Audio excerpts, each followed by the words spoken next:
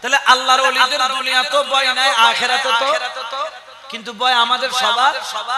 আল্লাহর ওলিদের দুনিয়াতেও কোনো চিন্তা নাই, আখিরাতেও চিন্তা। আপনি দেখেছেন শাহীন শাহ বিশ্ব ওলি কিবলাই আলম লক্ষ লক্ষ টাকা ব্রিফকেস ভরে যখন আপনাদের এই এলাকার জায়গার দাম 2000 টাকা, 1000 টাকা, 50,000 টাকা দিলে কানিয়ে কানিয়ে সম্পত্তি পাওয়া যায়, তখন তিনি 10 পয়সার গ্যাস লাই দিয়ে লক্ষ লক্ষ টাকা কি করেছেন? তোমার কইল যে বদরি বনে ফুতে জ্বালাইলে ফুতের গাল তোমার ফলাই না ফলাইবে না, কি দিবে কি করি দেখবে জ্বালাই ফেলা দেয়। লক্ষ লক্ষ টাকা জ্বালিয়ে দিলেন। কেন জ্বালিয়ে দিলেন? কারণ তাদের দুনিয়ার কোনো চিন্তা, জোরে বলেন না, চিন্তা। আমরা টাকা যত্ন করে রাখি, ওনারা টাকা যত্ন করে রাখে না। বান্ডিলে বান্ডিলে টাকা রোডে সিটাইতে সিটাইতে চলে যায়। আপনি জানেন কেমন ছিল বিশ্ববলি শাহীন শাহ কিবলাই আলম? তিনি ওই যে সীতাকুণ্ডের মেইন রোড দিয়ে আসতেছিলেন, আপনারা হয়তোবা জানেন কিনা জানি না, আগের যুগে ছোট ছোট জুরির মধ্যে মাছ বিক্রি করতে, কতগুলা খালে খালে মাছ ধরে, এরকম অভ্যাস এখনো কিছু মানুষ আছে আমাদের গ্রামগঞ্জে। তারা কোনো কাজ করে না, শুধু দিন রাত খালের ভিতরে কি ধরে? মাছ ধরে 1000, 500, 1500 বিক্রি করে না। তখনকার সময় ওনার একটা মেয়ে বড় হয়েছে, বিয়ে দিতে পারে না, তৎকালীন সময়ে 30,000 টাকা লাগে। বাবাজান কেবলা দু আলম তিনি যাচ্ছেন, শাহীন শাহ বাবাজান যাওয়ার সময় দেখলেন একজন ক্লান্ত পরিশ্রান্ত একজন ব্যক্তি, তিনি একটা ডুলির মধ্যে অল্প কিছু মাছ নিছে, বলতেছে সর্বোচ্চ দাম হবে 10 টাকা হইতে 20 টাকা। বাবাজান কেবলা তাকে নিয়ে 30,000 টাকা দিয়ে ডুলি সহ নিয়ে মাছগুলা গাড়িতে তুলে ফেললেন, তুলে চলে গেলেন। ড্রাইভার সহ যারা ছিল তারা অবাক, ব্যাপার কি 30,000 টাকা দিয়ে এই মাত্র 10-20 টাকার মাছ কেন নিলেন? আসলে তিনি কি করেছেন এটা এরা বুঝার ক্ষমতা নাই। তখন ওই ব্যক্তি উপরের দিকে তাকায়া বলতেছিল, আল্লাহ, আমি মনে করেছিলাম আল্লাহ বলতে কিছু নাই, কিন্তু আজকে বিশ্বাস হলো আল্লাহ বলতে আছে। আমার গলায় শুধু ফাঁসি দেওয়ার বাকি ছিল, আর 2 দিন পরে আমার মেয়ের বিয়ে, 30,000 টাকা শর্ট আছে। আল্লাহ তুমি সত্য, তুমি মহান, তোমার ওলির উসিলায় তুমি আমাকে দান করেছো। বড় করে বলেন না সুবহানাল্লাহ। তো ইনাদের এগুলা, ইনাদের দুনিয়ার কোনো চাওয়া পাওয়া নাই। বলেন না দুনিয়ার কোনো চাওয়া পাওয়া। মাওলা হুজুরকে দেখেন নাই কিডনি ফাউন্ডেশনে কোটি টাকা দিয়েছেন, হার্ট ফাউন্ডেশনে কোটি টাকা দিয়েছেন, চট্টগ্রাম মেডিকেল সরকারি মেডিকেল যেখানে কেউ কোনোদিন কিছু দেয় না, সেই সরকারি মেডিকেলে 54 লক্ষ টাকার ইনস্ট্রুমেন্ট দিয়েছেন, শত শত মাদ্রাসার মধ্যে কোটি কোটি টাকা দান করেছেন। আচ্ছা বলেন তো, এখানে এরকম দান করেছেন এরকম কি মানুষ এখন খুঁজে পাওয়া যায়? এটা ডেনিস কেউ না, বেকুব হতে আনিস ডেনিস নাই, আনিসুর মানুষ আছে, কিন্তু ওনারা দিয়ে যাচ্ছেন কেন? এগুলাই হচ্ছে ওলি আল্লাহর কাজ, এগুলাই হচ্ছে ওলি আল্লাহর শিক্ষা। বড় করে বলেন না সুবহানাল্লাহ, ঠিক কি না? এই জন্য তো শায়ের বলেন, হক ভান্ডারি শুনি জগতময়, হায়রে হক ভান্ডারি শুনি জগতময়, দুনিয়াতে ডঙ্কা বাজে হক ভান্ডারির জয়, হক ভান্ডারির জয়, সালাত ইয়া রাসূলুল্লাহ আলাইকুম। তাহলে আল্লাহর ওলির কাছে দুইটা জিনিস নাই, একটা হচ্ছে ভয় অথবা খৌফ, আরেকটা হচ্ছে চিন্তা। এটা কে বলেছেন? এই দুইটা জিনিস ছাড়া আল্লাহর ওলির দরবারে সবকিছু আছে, এটাতে কোনো সন্দেহ। এই জন্য মাইজ ভান্ডার এটাকে ভান্ডার বলা হয়েছে। ভান্ডার মানে কি? যেখানে সব জিনিস পাওয়া যায়। বলেন না যেখানে সব জিনিস পাওয়া যায়। সুবহানাল্লাহ বলেন না। আর একটু দরুদ শরীফ পড়েন, সালাতুন ইয়া রাসূলুল্লাহ আলাইকুম। এখানে বিভিন্ন তরিকতের মানুষ আছেন, খেয়াল রাখবেন। তো যে কথা বলতেছিলাম, গাউসে পাকের ঘরের উঠানে একজন হাত পা ভাঙাওয়ালা ব্যক্তি বসে আছে। গাউসে পাকের ঘরে যখন কোন ব্যক্তি যায়, কোন আশিক যায়, কোন ওলি যায়, কোন বুজুর্গ যায়, কোন ফেরেশতা যায়, কোন আল্লাহওয়ালা যায়, কদম দুইটার দিকে তাকায়া বলে, ওগো মুসাফির, আমার গাউসে পাকের কদমে গেলে আমার জন্য একটু সুপারিশ করবা, আমার জন্য একটু বলবা তিনি যেন আমাকে কি করে দেয়। একজন আল্লাহওয়ালা ব্যক্তি প্রতিদিন এই কথা বলতো, গাউসে পাকের ঘরে আরজি পেশ করত। একদিন ওই আল্লাহওয়ালা গাউসে পাকের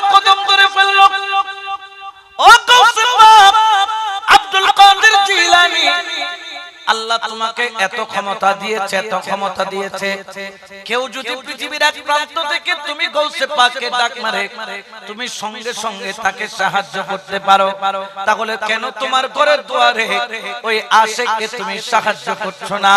প্রতিদিন তোমার মহব্বতে চোখের পানি সারে, চোখের পানি সারে। সুবহানাল্লাহ। শায়ের বলে, दीवाना कहीं बुलाए इमदाद वही पा जाए, इमदाद वही पा जाए, दीवाना कहीं बुलाए इमदाद वही पा जाए, इमदाद वही पा जाए।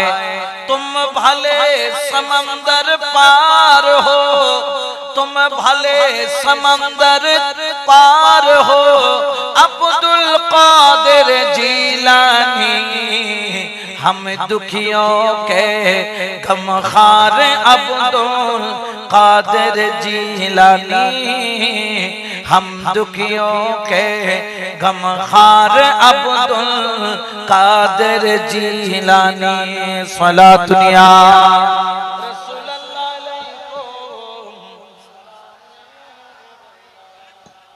আমার গৌসে পাক বলল, রে মুসাফির তুই তো চিনিস না ওই ব্যক্তিকে। বললেন ওই ব্যক্তিকে? বললেন ওই ব্যক্তি হলো একজন আব্দাল, একজন আব্দাল, একজন আব্দাল। হুজুরে আব্দাল হওয়ার পরে কেন এই অবস্থা? বলে একদিন তারা তিনজন বলি, তিনজন আব্দাল উড়ে যাচ্ছিল আকাশের উপরে দিয়া, হঠাৎ করে আমি গৌসে পাকের একটা আস্তানা, সুবহানাল্লাহ বলেন, এখানেও আস্তানা আছে না নাই? আস্তানার সম্মান আছে না নাই? ইয়ারা শুনে বলে হুজুর আস্তানা দেই গাল বিয়াড়াই, কি বিয়াড়াই? গাল বিয়াড়াই দিলে হুজুর বলে সুদূর বুদুর আছে না নাই? খবরদার নতুন বাজি দেখতে আস্তানা দেখলে বলে কি ওর আস্তানা? আস্তানার আস্তানার দরকার নাই, ইয়া শুনে হুজুর হদ দেয়। এগুলা ঐতিহ্য আজকে থেকে নয়, অতীত থেকে আছে এই আস্তানাগুলো। এগুলার একটা বরকত ফয়ুজাত অবশ্যই আছে। আমার আস্তানা তিনজন আল্লাহর ওলি উড়ে যাচ্ছিল। একজন, এই তিনজনের মধ্যে তিনজন দেখলো জমিনের মধ্যে আমি গৌসে পাকের আস্তানা। একজন ডান দিক দিয়ে ঘুরে চলে গেল, একজন বাম দিক দিয়ে ঘুরে চলে গেল, আমার আস্তানার উপর দিয়া যায় নাই। মাঝখানের জন বললেন এটা তো মাজার নয়, এটা আস্তানা, এটা তো গৌসে পাকের দরবার নয়, গৌসে পাকের আস্তানা। কি হয়েছে? আমি উপর দিয়া চলে যাই, যখন উপর দিয়া চলে যায় আল্লাহ নারাজ হয়ে গেল, নারাজ হয়ে গেল। সঙ্গে সঙ্গে হাত পা চারোটা ভাঙ্গা পড়ে গেল। একজন ধইরা তাকে আমি গৌসে পাকের ঘরের দুয়ারে এনে দিল। আজকে বছরকে বছরে এখানে বসে কান্না করতেছে, কান্না করতেছে। তাকে আব্দালিয়তের পদ থেকে বহিষ্কার করে দেওয়া হলো এবং আমার দরবারে ল্যাংড়া নুলা বানায় ফেলে রাখা হলো। তখন ওই ব্যক্তি গৌসে পাকের কদম ধরে বলে, গৌসে পাক আমি বুঝতে পেরেছি তুমি মাফ না করলে আমার আল্লাহ তাকে মাফ করবে না, তুমি একটু মাফ করে দাও। আমার গৌসে পাক বললেন ঠিক আছে, আমি তারে মাফ করে দিলাম। ওরে মাফ করে দেওয়ার কথা বলার দেরি, যাইতে দেখে ওই আব্দালার মাটির মধ্যে শোয়া নাই। ওই আব্দাল আগের মতো সুস্থ হয়ে গেল। শুধু সুস্থ নয়, আগের মকামও ফেরত দিয়ে দেওয়া হলো। বড় করে বলেন না সুবহান। তাহলে আল্লাহর ওলির আস্তানার সাথে বিয়াদবি চলবে? জোরে বলেন না চলবে? আমরা সেখানে যাব আল্লাহর কাছে, আমরা আস্তানার কাছে চাই না, চাই কার কাছে? জোরে বলেন না চাই কার কাছে? আল্লাহর কাছে। কারণ কি জানেন? আল্লাহ ওয়ালাদের আস্তানা এটা দামি। এটা কি? আল্লাহ ওয়ালারা যেখানে বসেন, যেখানে অবস্থান নেন, এই জায়গারও দাম কি হয়ে যায়? বেড়ে যায়। বলেন কি হয়ে যায়? যেমন মক্কা শরীফে নামাজ পড়লে 1 রাকাতে 1 লক্ষ রাকাতের, মদিনায় নামাজ পড়লে 50,000 রাকাত। তো মদিনায় নামাজ পড়লে 50,000 রাকাত কেন হবে মসজিদে নববীতে? বলছে কারণ এটা নবী এই মসজিদে নামাজ পড়েছেন, নবীর কদম লাগার কারণে এটার মর্যাদা বেড়ে গেছে। বলে নাকি হয়ে গেছে? আর কাবা শরীফে 1 লক্ষ রাকাতের সওয়াব, কারণ এটা আল্লাহর ঘর হওয়ার কারণে এটার মকাম বেড়ে গেছে। আল্লাহ ওয়ালাদের যেখানে কদম লাগে ওই জায়গার মকাম কমে যায় না বেড়ে যায়? তো আল্লাহ ওয়ালার কদম এখানে লাগলে মকাম বাড়ে, আর কলবে লাগলে, যদি একবার আল্লাহ ওয়ালার কদম আপনার কলবে লাগে তখন আপনার কলবটা আলোকিত হয়ে যায়, নূরুন আলা নূর হয়ে যায়। বড় করে বলেন না সুবহানাল্লাহ। ঠিক কি না? এই জন্য আল্লাহর ওলির কদম সারা যাবে গৌসে পাকের ঘরে চোর ঢুকছে, ওই চোরের উপরে গৌসে পাকের নজর পড়ছে। ওই চোর কি ডাকাত হইছে না ওলি হইছে? তাইলে ওলি আল্লাহর একবার যদি নজর পড়ে পরিবর্তন হইতে দেরি, এটাই বলতেছে দেখলে তারে সিনা হই যায় সাফ, হায়রে সিনা হই যায় সাফ, গুনাহ খাতা থাকে না রে পাইলে নূরের তাপ, ফুটে উঠে এশকে দি ভাব, ফুটে উঠে এশকে দি ভাব, রূহানি হয় পরিষ্কার, এশকের ডোরি বান্দ যাইয়া গৌসে মাঝে ভান্ডার। সুবহানাল্লাহ বলেন। কারণ ওনাদের এখানে গিয়ে যদি প্রেমের রশিটা লাগাইতে পারে, কারেন্ট ওই জেনারেটর দিছে না, জেনারেটর কি মাঠে না অনেক দূরে, কিন্তু কারেন্ট কোথায় আসছে? কি আছে রে? কানেকশন। এই কানেকশন যদি একবার লেগে যায়, লাইট যেখানে যাবে লাইট সেখানে জ্বলবে। এই জন্য আমার আল্লাহ বলেন, ইয়া আইয়ুহাল্লাযীনা আমানু তাকুল্লাহা ওয়া কুনু মা'আস সাদিকিন।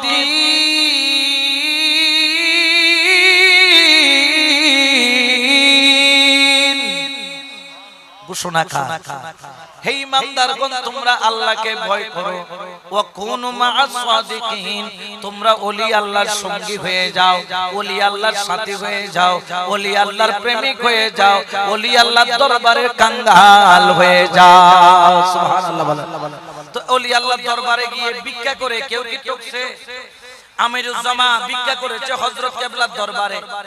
আমার ওসিউর রহমান ফারুকি হুজুর কেবলা, আমিনুল হক ফরহাদাবাদী হুজুর কেবলা, হারবাঙ্গিরি হুজুর কেবলা, আব্দুল গনি কাঞ্চনপুরি, আব্দুল সালাম বুসপুরি, ইসাপুরি, গৌসুল আজম মাইজভান্ডারির দরবারে ভিক্ষা করে লস করেছে না লাভ করেছে? জোরে বলেন না, কি করেছে? আর দুনিয়ার কাছে ভিক্ষা করলে যে সারেন না আসতো দুটি একটি ইয়া তো বেশি দেন হওয়া, ইয়া যদি বেশি দোয়া হলে লইলে লইলে জ, কিন্তু হযরত কেবলা বাবা ভান্ডারী কেবলার দরবারে যে একবার ভিক্ষা করেছে তার দামান ভরে দিয়েছে। আপনারা যখন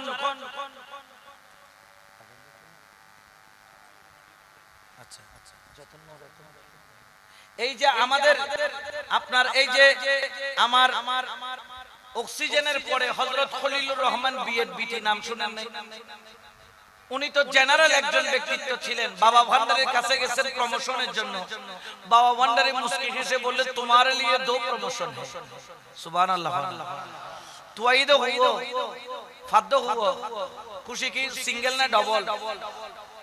জন্মোত্তর বলো এক সপ্তাহ ভিতর প্রমোশন হয়ে গই, কিন্তু দ্বিতীয় প্রমোশনের কোনো খবর তো নোয়ারের বাবা ভান্ডারীর কাছে আবার গিয়ে মিষ্টির ফাইল এত জগৎ মিষ্টি নিতে দাঁড়িয়ে ধরি আরে গরি বাবা ভান্ডারীলে মিষ্টি ডিষ্টি লই যাই রে যে রে বাবা ভান্ডারী কদম দিয়ে খোদা শুননে খোদা হযরত आपने बताया था मेरे लिए दो प्रमोशन है, अल्हम्दुलिल्लाह एक मिल गया लेकिन दूसरा लटक गया।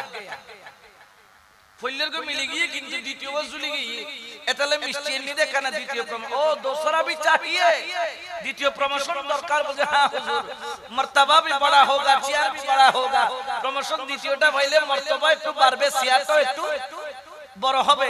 যখন বললেন বাবা ভান্ডারী কলা খাচ্ছিলেন, কলা খাইয়া গুড়ার অংশ আছে না কই এ খালে বেটা এটা খায়া নে তুই, যখন খাইতে দিলেন সে আদব করে চুকলা সহ খাইলো। খাওয়ার পরে দুনিয়ার আর কোনো খবর নাই। খলিলুর রহমান বিয়ের বিটি কাপড় টাপড় সিরা বাবা ভান্ডারীর কদমে পড়ে হু হু করে কাঁদতেছে। বাবা ভান্ডারী হাত দিয়া বলে কিউ রো রহি হো বেটা, কেন তুই কাঁদতেছিস? বলতে হযরত বাবা ভান্ডারী কেবলা আলম আপনি क्या खिला दिया मुझे मालूम नहीं, আপনি কি খাওয়া দিয়েছেন তা আমি জানি না। ये खाने की बात আপনার দেওয়া তবারুক খাওয়ার পরে আমি চোখ খুললে বাবা ভান্ডারী তোরে দেখি, আর চোখ বন্ধ করলে আমার মদিনা ওয়ালা দেখি। উচ্চ আওয়াজে বলো সুবহানাল্লাহ।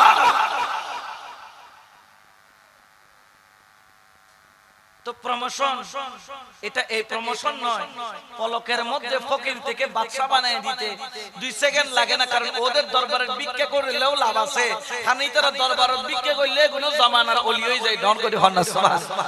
এইজন্য শায়র বলেন ভিখারি সাজিয়া আইলাম মাঝে ভান্ডারে, বলো ভিখারি সাজিয়া আইলাম মাঝে ভান্ডারে, রহমতের নজরে মুর্শিদ চাও না আমারে, বলো রহমতের নজরে মুর্শিদ চাও না আমারে, ভিখারি সাজিয়া আইলাম মাঝে ভান্ডারে, বলো ভিখারি সাজিয়া আইলাম মাঝে ভান্ডার, অনল বর্ষি বৃষ্টির মতো ফয়েজারিও বিরহত, অনল বর্ষি বৃষ্টির মতো আরে ফয়েজ জারি ও বিরহত, চরণে হইলে নত ফয়েজ পাবি রে, হাইরে চরণে হইলে নত ফয়েজ পাবি রে, ভিখারি সাজিয়া আইলাম মাওলার দরবারে, বলো ভিখারি সাজিয়া আইলাম মাঝে ভান্ডারে, গলায় নিলাম কলঙ্কের মালা, কাঁধে নিলাম ভিখার ঝোলা, গলায় নিলাম কলঙ্কের মালা, কাঁধে নিলাম ভিখার ঝোলা, ভিক্ষা দিয়া মনের আশা পূরণ করো রে রহমান, ভিক্ষা দিয়া মনের আশা পূরণ করো রে, ভিখারি সাজিয়া আইলাম মাঝে ভান্ডারে, বলো ভিখারি সাজিয়া আইলাম মাঝে ভান্ডারে, সালাতুনিয়া রাসূলুল্লাহ আলাইকুম।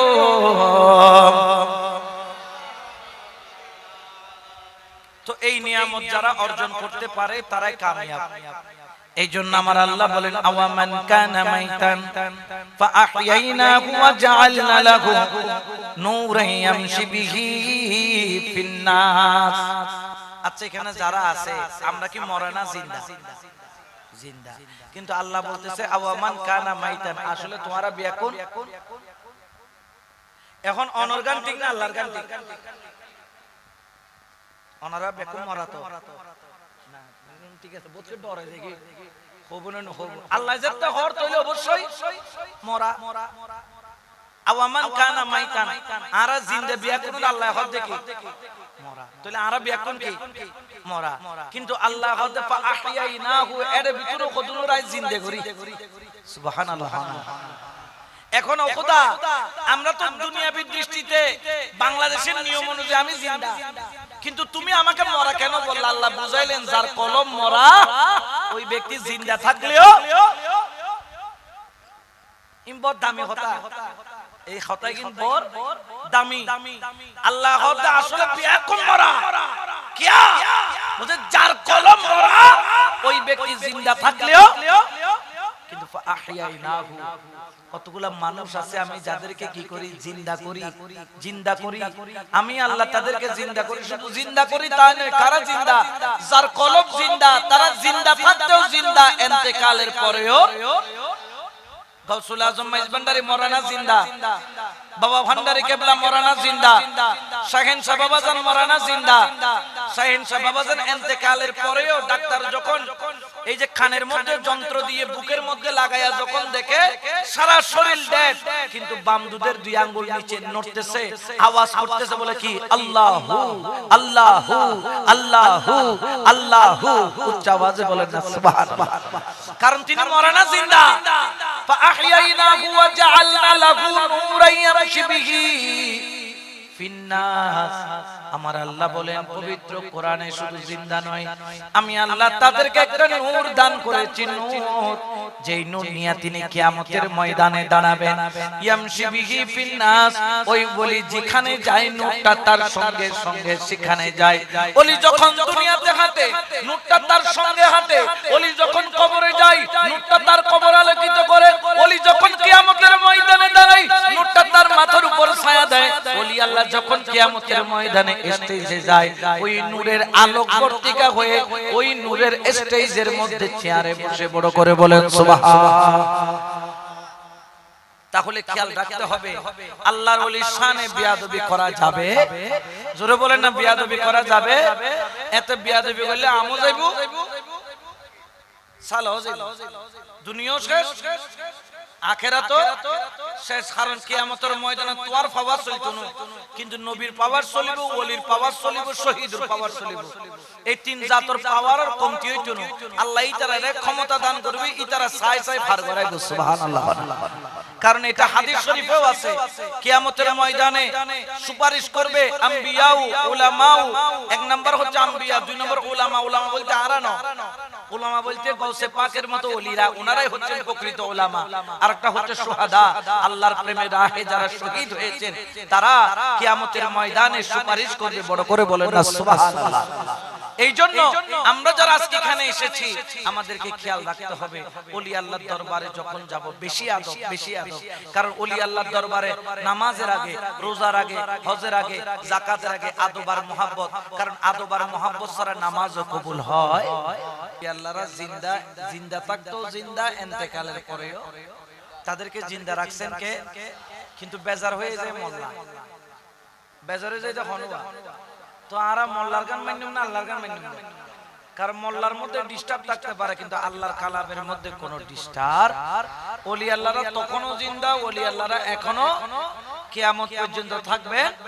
কারণ তাদেরকে জিন্দা রাখার ঘোষণা দিয়েছেন কে?